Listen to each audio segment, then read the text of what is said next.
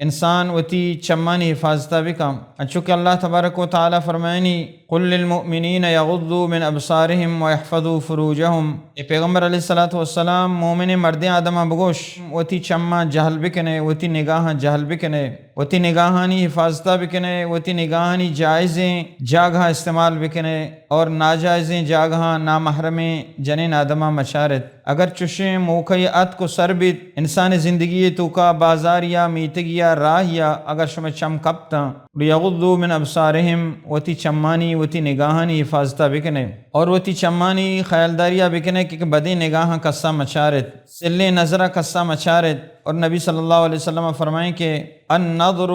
سہام من سہام شیطان، کہ چم ای نگاہ ای نظر شیطان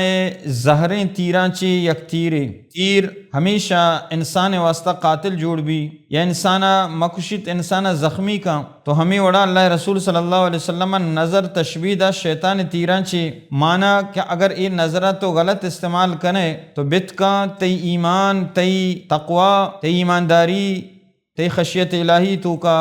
خلل پیدا بیتیں نظرانی وجہ اس شیطان ترا شکار بکم۔ ہمیں واسطہ اللہ رسول صلی اللہ علیہ وسلم فرمائے اولا کہ نظر یک جاگی نامحرمی جاگیتی کب اولی تئی گئیں اور دومی نظر شیطانے گئیں، یعنی اگر دومی رندہ کی تو پتہ چارت گوڑا بزاں آ نظر غلط ہیں گناہگار بے گناہ ہیں، تو لہٰذا وتی نظرانی حفاظتہ بکنت اور وتی نظران چی جائزیں جاگا بچارت اور ناجائزیں نمگا خیال مدارت۔